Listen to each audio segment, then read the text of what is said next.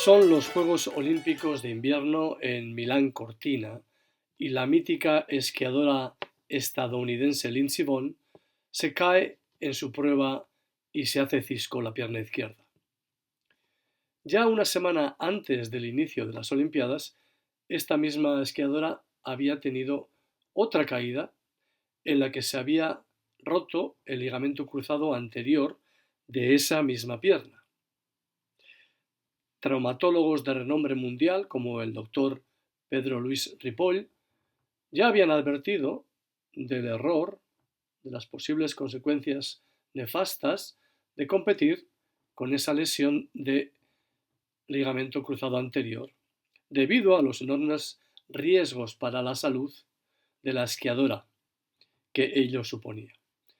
Aún así, Vonn decidió competir, impulsada por su espíritu de superación y los deseos de conquistar una nueva medalla olímpica a sus 41 años. Pues bien, en 13 segundos de bajada, ese objetivo se esfumó, junto con la salud de la deportista, que, como decía, se rompió la pierna en diferentes partes, la pierna que ya estaba lesionada gravemente una semana anterior, como ya habían anticipado que podría ocurrir expertos mundiales. Bien, la cuestión es, se trata esto de una historia de superación que merece nuestro elogio y nuestra emulación, nuestra imitación, o se trata, por el contrario, de una experiencia de insensatez, por no decir algo más crudo, que por el contrario debería motivarnos a reflexionar sobre el potencial, sobre la capacidad autodestructiva del individuo. Algo que es especialmente dañino, en este caso, por la enorme repercusión e influencia que este acto realizado por una persona de tal fama, de tal renombre deportivo, puede tener, la influencia que puede tener en millones de jóvenes y no tan jóvenes, que a lo mejor les pueden llevar a, tratando de emular a esta deportista, tomar decisiones con su cuerpo que realmente les lleven a romperlo o en algunos casos incluso a consecuencias más extremas. Bien. Lo cierto es que este mal, lo que entiendo yo como algo negativo, es común en nuestra sociedad, porque nos destrozamos el cuerpo con malas posturas, con un exceso innecesario de tensión, con un estrés también en muchos casos innecesario. Y en vez de observar o pensar o buscar la manera de cambiar esa manera de usar el cuerpo, en muchos casos, en muchísimos casos, lo que se hace es negar que existe un problema o acudir a probar cualquier tipo de remedio, cualquier cosa que nos cuente nuestro primo, que ha hecho, que probó, aunque nuestro primo no tenga ni idea ni de medicina, ni de educación postural, ni de traumatología, ni de nada. O otra opción también muy común es acudir a comprarnos pues el último cacharrete, el último gadget, pues con mucho ruido y lucecitas, etcétera, que nos venden en internet o en la tele o alguien nos comenta. Y si tiene un nombre cool, pues mejor, porque además nos costará un pastón y bueno, pues siempre podemos hablar de ello tal y alardear, ¿no? En el gym, ¿no? De lo que hemos comprado para la pierna, para la columna, para no sé qué, que luego no vale para nada en la gran mayoría de los casos. Para nada, digamos, serio, profundo y duradero. Sin embargo, la posibilidad de, como decía, de buscar otras soluciones, como por ejemplo la técnica Alexander, ¿no? Que es la que yo trabajo, son soluciones sencillas, eficaces, probadas, basadas en la observación de uno mismo y en aprender a cambiar esa forma dañina de usar el cuerpo-mente, porque es posible, es posible. Lo que pasa es que eso requiere, claro, trabajo personal, responsabilidad personal, pensar, ¿eh? Pensar y sentido común, requiere mucho sentido común. Por ejemplo, refiriéndonos al fundador de la técnica Alexander, Frederick Matthias Alexander, un australiano de Tasmania, que nació en el siglo XIX y bueno, pues murió a mediados del siglo XX y, como decía, a través de su propio trabajo personal desarrolló esta magnífica técnica Alexander. En una de sus obras seminales más importantes, que es Constructive Conscious Control of the Individual, que se puede traducir como control consciente y constructivo del individuo, de la persona, por oposición a, por ejemplo, a descontrol o a control consciente destructivo, ¿no? En su caso, no. Cubrió estos aspectos: control, conocimiento, consciente y constructivo. Sé algo, sé que tengo un problema, observo, me doy cuenta, cobro consciencia de que ese problema viene derivado o es contribuido en gran manera por un hábito postural o mental muy fuerte que me lleva a problemas de dolor, a problemas de lesiones, etc. Y una vez hecho ese ejercicio, adopto una decisión constructiva, que es: voy a tratar de aprender, en este caso con un profesor. Alexander lo hizo mirándose al espejo durante muchísimos meses, incluso años. Una vez que conozco esto, voy a tratar de adoptar cambios, realizar cambios en mi cuerpo de una manera constructiva. Cambios que me van a permitir no hacer ese gesto o esa postura que me genera problemas, dolores, lesiones, en algunos casos incluso inhabilitantes. Bien, como decía Alexander, en este libro ya nos ofrece algunas pistas de cómo funciona la mente humana, en referencia, por ejemplo, al caso que enumeraba al principio o hablaba al principio de Lindsey Vonn. Nos ofrece pistas de cómo funciona la mente humana y de los efectos que esa forma de pensar, las actitudes, tiene en nuestro comportamiento. Esto tiene para muchísima discusión, pero básicamente Alexander demuestra en esta obra, y con su trabajo con miles y miles de pacientes, alumnos, en realidad, la técnica Alexander no es una terapia, es una disciplina educativa, aunque tiene efectos profundamente terapéuticos, evidentemente.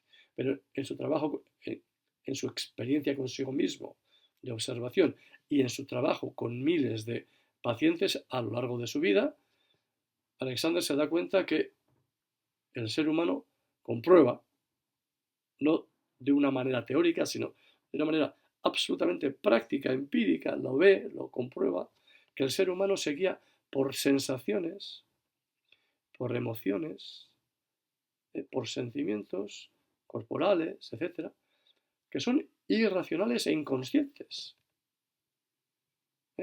forjados de alguna manera en lo que se puede decir en el yunque del hábito de querer lograr un objetivo. Quiero llegar a este objetivo independientemente de los medios. Me da igual, aunque me destroce el cuerpo. Quiero competir. Me da igual, quiero jugar el partido siguiente. Quiero acabar mi tarea doméstica de hoy. Quiero llegar hasta mi destino en el coche tal. Da igual, independientemente de los medios necesarios, en este caso referidos a independientemente de cómo use mi cuerpo, como decía, incluso aunque me lo destroce. Claro, ese comportamiento, esa manera de funcionar a lo largo de la vida, ¿no?, diaria, en el caso de los deportistas, el caso, por ejemplo, de esta esquiadora, en un ejemplo, digamos, extremo, ese comportamiento expresado en hábitos de postura, de movimiento y de pensamiento, como decía, se convierte en algo autoperjudicial. Es decir, nos hacemos daño a nosotros mismos. Importante. Importante que tengamos esto claro, porque pensamos en el objetivo, eh, da igual, me lesiono un poquito, pero sigo, me lesiono más, sigo haciéndolo porque soy fuerte, porque quiero ser fuerte, porque quiero ganar, no sé qué, tal. Y al final, bueno, pues eso en realidad, si lo traemos a lo esencial, es un comportamiento autodestructivo. Claro, luego hablamos, sí, pero es que, claro, ya, independientemente de cuál pudiera ser el objetivo, nos estamos haciendo daño a nosotros mismos. Lo que ocurre es que en la vida normal eso es así, pero lo hacemos de manera inconsciente, no nos damos cuenta. Nadie nos ha enseñado en la escuela, en ningún sitio, a entender, a conocer nuestro cuerpo y a usarlo de una manera práctica, de una manera efectiva, eficaz, que no nos haga daño ese uso, que no forcemos las cervicales, que no nos hagamos polvo las lumbares, que esa rodilla derecha tiene la misma edad que la rodilla izquierda y sin embargo esa rodilla derecha está destrozada. No es la edad, no es la edad. Las dos tienen 45 años o 50. ¿Eh? Bien, eso al final repercute en nuestro detrimento. Lo que pasa, como digo, que eso generalmente es inconsciente. Por eso Alexander hablaba de, en su libro, vamos a aprender a tener un control consciente. ¿Eh? Para que esa ceguera, realmente la ceguera del objetivo a conseguir, el estímulo que sea, a pesar de ser muy fuerte, no nos nuble, no nos nuble el sano juicio, que es lo que ocurre en muchísimos casos. ¿Eh? Y al final podamos tomar decisiones mentales, físicas, que no sean destructivas o autodestructivas, sino constructivas, que no nos hagan daño, sino que encima nos hagan bien, que mejoremos el rendimiento. No se trata de evitar solamente de, uy, no me voy a lesionar, sino que encima de no lesionarme a través de esta práctica, voy a competir aún mejor, aún mejor.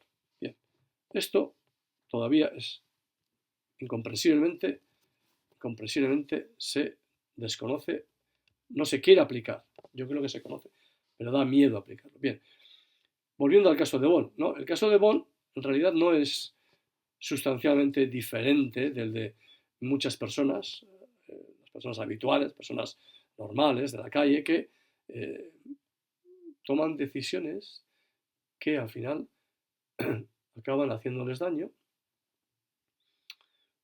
Decisiones me refiero de movimiento, de actividad, de acción. No entramos en terrenos personales, emocionales, etc. Aunque esas cosas también evidentemente tienen una repercusión a nivel físico, pero en este caso, la técnica Alexander, estamos trabajando sobre el movimiento, la postura corporal. ¿Eh? Entonces, lo que hace Bonn realmente no difiere mucho de lo que hace la mayoría de la gente cuando hacen estas cosas, estos movimientos, se mueven, trabajan, operan una herramienta, conducen, etcétera, de manera dañina, perjudicial, pero es que además, y este es un problema quizás más grave todavía, más profundo, es que creen que lo hacen bien, ¿no? Hay una cosa que Alexander llamó la falsa percepción sensorial. Estamos tan enfrascados en la actividad, vamos en lo que se llama tunnel vision, una visión de túnel, ¿no? Donde el sentido común desaparece. Entonces, ante la bruma del hábito, estamos tan habituados a hacer las cosas de una manera determinada que somos absolutamente ciegos al hecho de que esa manera de hacer, de agarrar, de empujar, de andar, de caminar, incluso de pensar, realmente nos está haciendo daño. Entonces, esta ceguera nos hace confundir las cosas y encima creemos que no solamente no nos hace daño, sino que encima muchas veces creemos que lo estamos haciendo de maravilla, ¿no? Por ejemplo, típico, ¿no? De gente joven, gente que no tiene ningún problema funcional importante, pero tiene un dolor tremendo, una rigidez, una tensión brutal en las cervicales, por ejemplo, o en las lumbares, ¿no? O en la pubalgia, ¿no? En la zona, digamos, el aductor, la zona pélvica, etcétera. Por ejemplo, ahora con algunos futbolistas profesionales, ¿no? En el caso de Nico Williams en Athletic, ¿no? Y otros en otras disciplinas, incluso otras problemáticas, pero claro, entonces dice, no, vamos a hacer un tratamiento de fortalecimiento, ¿no? Entonces, claro, en realidad eso en muchos casos es como echar gasolina al fuego. Porque si una persona atlética, fuerte, que ya está activa, que está en forma, tiene un problema de dolores fuertes, tensión fuerte, claro, es que fortalecer más, me pregunto yo, pues quizás lo que habría que hacer es, me pregunto retóricamente, porque en mi opinión es lo que habría que hacer en muchísimos casos, evidentemente cada caso es individual, por supuesto, no quiero generalizar de manera absoluta, pero la experiencia nos dice que en muchísimos casos lo que hay que hacer es abordar, ver qué patrones de tensión excesiva tiene esa persona en esa parte del cuerpo y quizás en otras partes, otras zonas que están afectando a esa zona y problemas de biomecánica. Cómo se mueve esa persona, qué postura tiene, a lo que me refiero. Eso es lo que hay que ver. Sin embargo, pues muchas veces acudimos a soluciones que no tienen nada que ver, ¿no? Es como el cuento aquel, ¿no? De aquel dos amigos que se juntan, ¿no? Y le dice, hombre, Josécho, ¿qué cuentas? Oye, que tú, ¿qué tal estás del estómago? Que siempre andas con problemas. Y dice, jo, fatal, fatal, Miquel, fatal ando. ¿Y qué pues, Joseba? Josécho, perdón. Y dice, jo, pues es que no sé qué hacer, porque mira, he probado. Le he puesto al agua whisky, le he puesto ginebra, le he puesto ron, le he puesto vodka. Yo no sé qué rayos tiene esta agua, que es tan mala.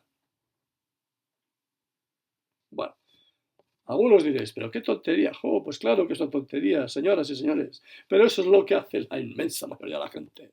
Cuántas veces nos fijamos en el agua y creemos que es el agua lo que nos genera el problema? Y alrededor de eso es precisamente el alcohol. En fin, esto es un ejemplo, quiero decir, ponernos cualquier ejemplo, ¿eh? De donde miramos justo a lo contrario. Es como tener una foto, verla en negativo y en vez de ver la foto en positivo, decir, el problema está al otro lado. No, pues el problema está, lo tienes ahí delante. Pero una ceguera, no queremos afrontar el hábito. No queremos. Porque claro, si sabemos, quizás intuimos que por ahí va el problema, pero no queremos, porque creemos que luego el cambio o la solución es imposible o durísima o genética o falso. Casi todo eso es falso. Es decir, hay solución, hay posibilidades de mejora, de recuperación, ¿eh? Bueno, en fin, sin ninguna duda, ¿no? Lo que pasa es que este mal es muy común en esta sociedad, ¿no? Nos destrozamos el cuerpo, como decía, con malas posturas, tensión excesiva e innecesaria, el estrés muchas veces también innecesario, y en vez de, como decía, de cambiar eso, de explorar cómo cambiar eso, cómo usar el cuerpo, mente, la unión de los dos, porque es todo uno, en lugar de cambiar eso, de aprender, se puede aprender, y es sencillo, el concepto es muy sencillo, luego hay que trabajarlo, claro, pero como todo en la vida, ¿no? Todo lo que no sea tomar pastillas, hay que trabajar. Bueno, otras cosas, hay que trabajarlo, ¿eh? Entonces, como no queremos eso, pues negamos el problema. No, no pasa nada, estoy bien. Estás bien, pero si estás hecho polvo, sí, pero si vas encorvado, que pareces un arco. No, no, estoy de puta madre. Perdón, con perdón. Bueno, pero si tienes una cojera que se ve desde Guadalajara. No, no, ¿qué cojera? ¿Qué dices? Bueno, pues nada, hala. Carretera de Manta, seguí hondo, ¿no? Negamos el problema o, bueno, pues quizás lo aceptamos, vemos que sí, vale, tengo algo.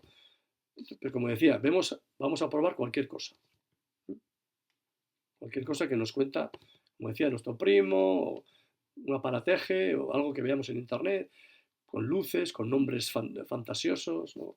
Hiperbáricos, rayos, gases, no sé, en fin, lo que sea. Insisto, hay cosas de estas que para determinadas personas, en determinados momentos, pueden ser efectivos. Pero también insisto, y lo digo con rotundidad, que en muchísimos casos no lo son. Porque no se trata, no tratan de, primero, de llegar a una solución de profundidad del problema, en realidad, sino es a un paliativo, y tampoco miran, estudian y trabajan con una persona individual. ¿eh?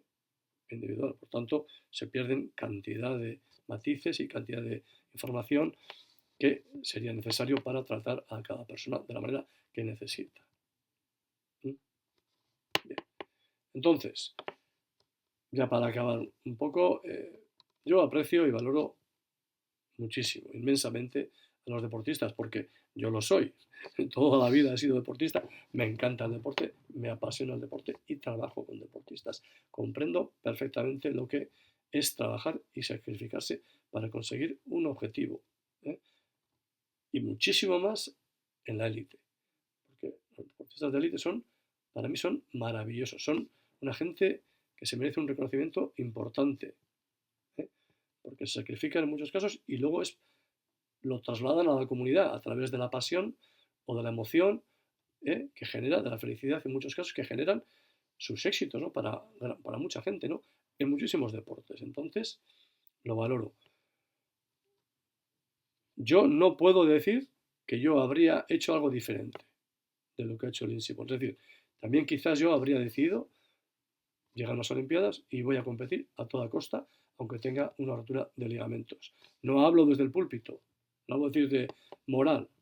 Yo, y a lo mejor habría hecho lo mismo, porque ha habido épocas en mi vida en que también he hecho lo mismo. ¿eh? He tomado decisiones que eran perjudiciales para mí, incluso a veces hasta a sabiendas, pero me podía el hábito. Entonces, no es un juicio moral. Lo que pasa que también hay que seguir analizando, ¿no? Y ahora entiendo y reconozco que este modelo, pues no es un buen modelo, en mi opinión, a seguir, sobre todo para los jóvenes y para muchísimos adultos, ¿no? No es un buen modelo a seguir. Yo creo que hay que empezar también a introducir modelos de gente que diga, mira, me he lesionado. A lo mejor si me infiltro puedo competir en este partido, pero hay una gran probabilidad de que luego ya se me acabe la carrera, no pueda competir. Tengo 22 años o 23 años. ¿Me voy a arriesgar? ¿O se me va a cortar la carrera? Pues mira, pues decido. Pero es porque no puedo. No es por algo mínimo, sino por algo realmente grave. Entonces, decido no enmascarar ese dolor para poder jugar un partido importante y decido protegerme, proteger mi integridad física, para luego poder seguir compitiendo y siendo feliz con mi profesión. Ese tipo de comportamientos me parecen mucho más, en este caso, en este momento sobre todo, mucho más valorables y emulables que, por ejemplo, nos ofrece Lindsey Vonn, a la que, por otro lado, pues evidentemente respeto profundamente como una maravillosa deportista, ¿no? Pero creo que no es un modelo a seguir. Creo que además, bueno, no me parece una demostración del mejor uso de la inteligencia humana, ¿no? De ese uso con ese control consciente constructivo del que hablaba anteriormente, ¿no? Y además no solamente, como decía, claro, el problema sobre todo es que no es aplicable solamente al deporte de élite, porque bueno, al fin y al cabo es un deportista de élite, digamos, en términos puramente económicos, si decide hacer eso, pero luego tiene el futuro asegurado, digamos, porque supuestamente pues ya ha ganado mucho dinero, en fin, tiene pues otras posibilidades de ingresos, publicidad, etcétera. Pero en la vida normal, ¿no? Tomar ese tipo de decisiones pueden ser pueden tener consecuencias muy serias, ¿no? Por eso yo hago una pregunta, ¿no eres consciente del daño que te haces con ciertos hábitos de comportamiento, de pensamiento y de uso postural. Cuando hablo de pensamiento me refiero a este tipo de hábitos de me tengo que esforzar al máximo, aunque me duela muchísimo. Hoy tengo un dolor de cadera brutal, pero voy a seguir. En fin, a esto me refiero. ¿Eh? ¿Eres consciente del daño que este tipo de hábitos de pensamiento te producen? ¿No? Y quizás lo que sea aún más, digamos, más sangrante, ¿no? ¿Eh? Eres consciente del daño que te produce incluso a sabiendas de eso que haces, ¿no? En busca de ese objetivo, en busca de esas expectativas de éxito, ¿no? En el deporte o en lo que sea, ¿no? Porque la mayoría de estos hábitos que nos hacen daño en realidad son inconscientes, no sabemos. Por eso es importante, como decía Alexander, como hacemos los profesores de técnica Alexander, es importante aprender. Ojalá en la escuela nos enseñaran esto. Ojalá se empezaran a dar clases de esas cosas. Que los profesores aprendieran primero y que luego se pudieran impartir, ¿no? En el mundo de la música, el del arte, está en todos los centros, grandes centros del mundo, grandes orquestas, etcétera, se imparte técnica Alexander. En ningún sitio más. Sería maravilloso que eso fuera así. Por eso, como no es así, en gran parte de las veces esto es inconsciente, pero a veces sí que se es consciente, como en el caso de nuestra protagonista de hoy, Lindsey Vonn, y a pesar de ser consciente, bueno, pues tomó esa decisión. Como digo, no es un juicio moral, es simplemente diciendo, ostras, yo sé que si hago esto, me puedo romper. Al fin y al cabo, es una decisión personal, punto y punto. La pregunta es, ¿tú eres consciente de eso y qué decisión tomarías? ¿Mm? Finalmente quiero acabar con esta reflexión, de que el dolor muchas veces no se puede evitar. A nivel físico nos pegan una patada, nos hacemos una torcedura, a nivel incluso personal, tenemos una pérdida familiar, pues, una cuestión personal que nos hace que sentimos dolor. Pero el siguiente paso es decir, sufrir casi nunca es obligatorio. Es decir, el dolor muchas veces no se puede evitar, pero eso es distinto de sufrir. ¿Sufrir qué quiere decir?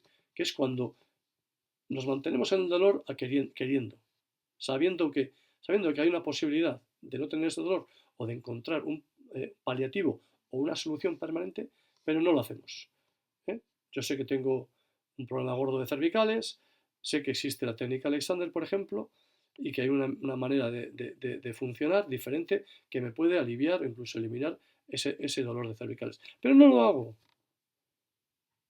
Voy a seguir en el dolor, voy a seguir en el sufrimiento. Porque, por lo que sea. Porque lo niego, el otro aspecto lo niego, o sigo buscando soluciones que realmente no me ayudan, pero yo sigo porque a veces, y esto es cuestión de otro blog y de otro comentario, a veces el dolor pues reporta beneficios emocionales a la persona, como decía, en muchos casos inconscientes, por tanto, el sufrimiento a veces casi como que se busca, como decía, de manera inconsciente. Nadie queremos sufrir de manera consciente, evidentemente, pero sí que hay un aspecto ahí que conviene reflexionar y explorar. Porque como diría, ya acabo con esto, como diría un, para mí un emblema de lo que es vivir conscientemente, ¿no? Anthony de Mello, ¿no? Él comentaba en uno de sus vídeos, dice, a ver, ¿qué prefieres? ¿Qué prefieres? ¿Ser feliz o tener éxito? Entre comillas. Porque hay que saber qué es el éxito. ¿Qué prefieres? ¿Ser feliz? ¿Estar bien en la vida? ¿Contento, alegre, sano, equilibrado, tal? ¿O tener éxito, alcanzar esa medalla, alcanzar ese logro a costa de estrés, salud mental, salud física, etcétera? ¿Qué prefieres? ¿Ser feliz o tener éxito? Yo creo que esta es una cuestión que merece reflexión. ¿A ti qué te parece?